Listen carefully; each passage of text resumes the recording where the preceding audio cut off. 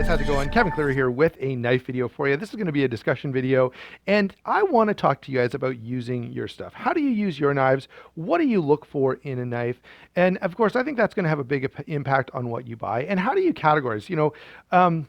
I have some knives that I think of as beaters. I have some knives that I think of ready for anything, sort of confidence-inspiring, hard-use knives. I have some that I think of are more gentleman's knives or lighter use EDC style knives.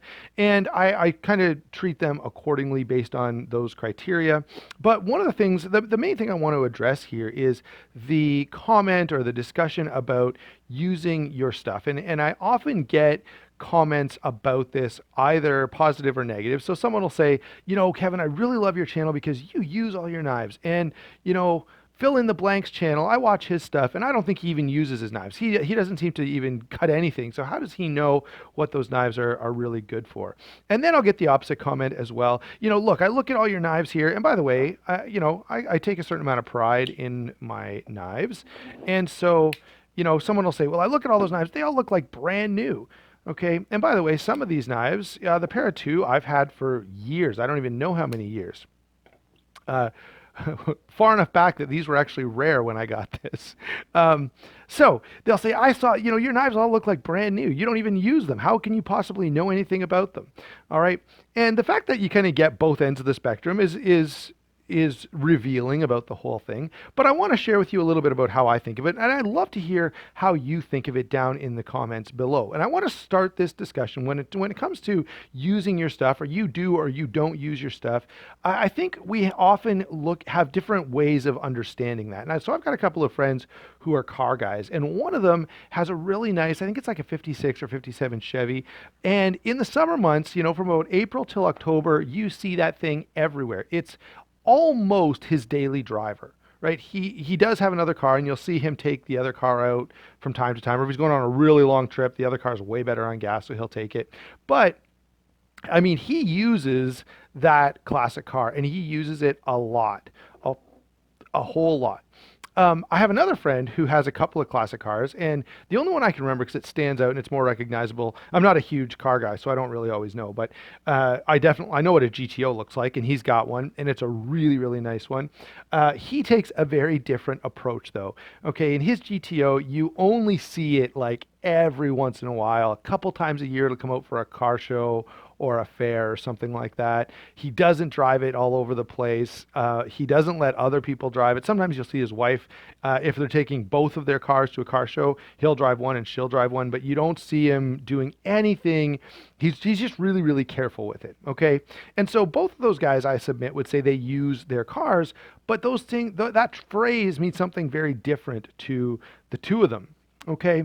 And so I would submit that when you say, do you use your stuff, or you don't even use your stuff, or you use your stuff a lot, that means very different things to knife enthusiasts as well. And I'm sure you're going to get some guys who buy stuff just for collecting it, right?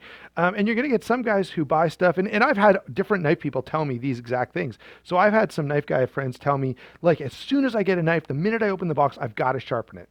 I've had other guys tell me the first thing I've got to do is cut stuff with it. Just, I want to see how the factory edge is. I want to see how it feels in hand when I put some pressure on it. That's kind of where I fit in here.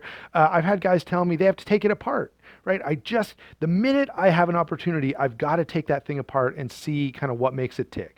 Okay, and I identify with all of those things, and I get some joy out of each of those aspects of knife use. Okay, but primarily what I use my knives for is cutting stuff. All right, I put them in my pocket, I carry them around, and when I need to cut something, I take it out, I make my cut, and I move on with life. If I'm getting ready for a review, I'll do some specific cutting tasks. I want to see, what does this knife feel like if I really have to bear down on something? I want to know how it performs that way. I want to know a little bit about how it holds an edge. So I'm going to use it till it starts to get dull. There are a couple things like that. But I'm going to bring in a different knife here. This is a brand new knife, okay? I mean, very new. I've only had it for a few days. All right.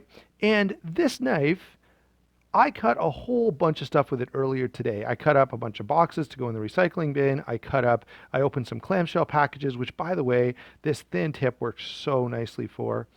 Focus you. This thin tip worked really great for that. I cut up a bunch of meat and vegetables for a stir fry I was making, and there's a couple other things as well. But if you look at the knife, you can't tell. All right. And my question is, why would you be able to tell? Right? I don't know about you, but when I use a knife, especially if I get gunk on it, I clean it off before I close the knife and put it back in my pocket. All right. So I think we have sometimes different ideas about use. The other thing, by the way, that I think we should address at this point very briefly is you'll get some guys commenting that, unless you've used a knife for 5 years, you really don't know how well it works. And I do not buy that at all. At that point has no validity whatsoever, right? Honestly, I've had this knife for 6 months, and I know exactly everything that I would ever need to know about it. It's not that difficult, okay? There are some things that, yeah, you learn more about all the time, but knife use, really, no. Especially, honestly, guys, I've handled hundreds and hundreds and hundreds of knives. So before I even buy most knives, I could do a review. And I don't say that to be a jerk. I just say because there are very few features on a knife that I haven't seen before. There are very few mistakes that I haven't already experienced. And so I can look at a knife and go, yep, it messed this up. And I don't even need to get it in hand. Now, sometimes, okay, if it's a knife I'm interested in, I'll often still review it. Or if it's a knife that everyone wants to check out, I'll still go ahead and pick it up and try it. All right. And I'm surprised from time to time. Sometimes a knife looks super perfect ergonomically and it's really uncomfortable. And sometimes the opposite happens. But that's pretty rare. Okay. Most of the time, the things that we know to look for in a knife, we know to look for. And I'm not talking about me, I mean the community in general, the things that we like and the things that we criticize. We like them and we criticize them for good reasons. Okay. So that's what I mean when we talk about using a knife, all right, it depends on what we mean by that. The second thing that we need to bring up is, how do you take care of your knives? All right, do you clean and maintain them often? Right? Do you make sure they're in good working order? I can tell you this Para 2 has been in my possession for years. All right? And you would never know it, right? Because I take good care of my stuff. If a bunch of, gunk and pocket lint and stuff builds up in there, I don't just think, sometime down the road I'll get that gunk out of there. As soon as I notice it, I clean it, right? I'll take it apart or I'll blow it out with forced air. I'm going to make sure that it's in full, proper, functional working order the way that I want my knives to be. All right. If I'm getting ready to make this video and there's a big stain on the blade, I'm going to clean it off. All right. Not that long ago, I was getting ready to make a video and I was going to have this Rat Model 1 in the video. By the way, you can see I'm breaking my own rules here a little bit. I got some drywall mud in around the screw heads, and that's just because I kind of forgot that I had gotten some drywall mud on it one day when I was actually done drywalling. I picked the knife up because I thought I was clean, but I had some, you know how it goes. You got drywall mud on the back of your arm or something you don't realize. So anyway, I picked it up. I got drywall mud all over it. I cleaned out the internals right then and there, but I haven't had time to, actually take a toothbrush or something and get all the mud out of the screw heads. But I will, right? I won't leave the knife like that because I don't like it. I want it to be clean. And so there's another aspect here of, how do you maintain your knives, right? If you're a little bit anal about it, like I guess I probably am, then, you might have someone telling you, man, your knife looks like brand new. Well, it's not brand new. I just take care of it. Okay. And by the way, that's why I pick finishes specifically based on that, right? I don't want a black blade because every black blade I've ever seen, whether it's the best DLC in the world or the cheapest sprayed on coating, eventually it's going to scratch, it's going to chip, you're going to see wear and tear, and I don't want that. So I buy satin blades almost exclusively because I don't want to get the wear and tear that you always see on a DLC blade. I don't like it. A satin blade, even if you do put a scratch on it, right? You're really, really hard pressed to see it because it's that grinder satin finish that's almost got a little bit of a scratchy nature to it already. The other thing is, if you do mark it really badly, or even if you get rust on it or something like that, you can take a Scotch-Brite pad to it and clean it right up so it looks totally, totally new. Okay, so the last thing I want to comment on here is there may be a difference in expectation. Okay, maybe people are thinking, well, you're a YouTuber, Kevin. You should be breaking all these knives so that you really know what it'll take. And I'll just tell you, no. Right? I'm not interested in doing that, not in the least. There are lots of guys who are happy to break stuff. I'm not one of those guys.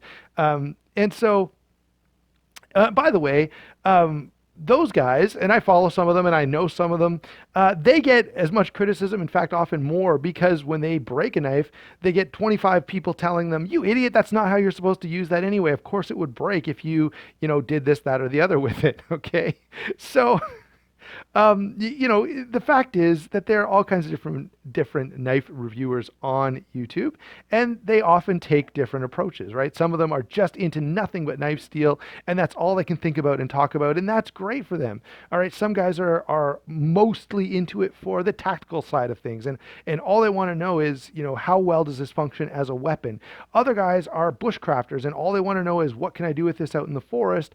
And so there's a huge spectrum, guys, and every one of those people is going to have a slightly different definition of what it means to use your stuff, to use it, not use it, abuse it, and people are going to think of those terms slightly differently. One of the things I will say is this: when I feel like I have to baby something, I always tell you guys, right? If I say, this is a light use knife, then that tells me that tells you this is not a knife I feel highly confident in. If I'm going, if the zombies are coming, that's not the tool I'm going for. All right. Doesn't mean it's a bad knife. There may be very legitimate uses for it, depending on, maybe it's an office carry or a gentleman's carry. Okay. The other thing is, sometimes I'll baby something because I have a specific reason to. So, often people will contact me, and I've got some really, really cool knives that are, coming up shortly that are not my knives. So if it's not mine, and especially if it's not mine and it's something super high end, yeah, there's no way that I'm going to, go out and start batoning with it. Probably I'm going to not even want to dull the edge, because who knows, they may have paid someone $100 to put a perfect edge on it, and now I'm messing it up. So and we always have a conversation about that beforehand. Sometimes they'll say, hey, if you want to take it apart or sharpen it, or if you want to do this with it, go ahead. And other times they'll say, hey, take it easy on it, and that's fine. I'm happy to have that conversation with people. And by the way, sometimes I get stuff specifically because they'll say, look, I think this is a cool knife, I can't get an edge on it, can you put an edge on it and do a review while you're at it? Okay, so that's kind of the best of both worlds. It becomes a bit of a win-win situation in that case. So there you go, guys. That's my take on you don't use your stuff. Everyone has a different definition of what that means. And when you say that, you need to give me some you need to fill me in on what your expectations are. Okay. If you're saying that because the knife isn't dirty, well, okay. I I don't even know what to say to that. Okay, but I have had something like that. Your knives look totally spotless. You might not use them. Well, I guess I don't. Or it could possibly be that I clean stuff before I make a video.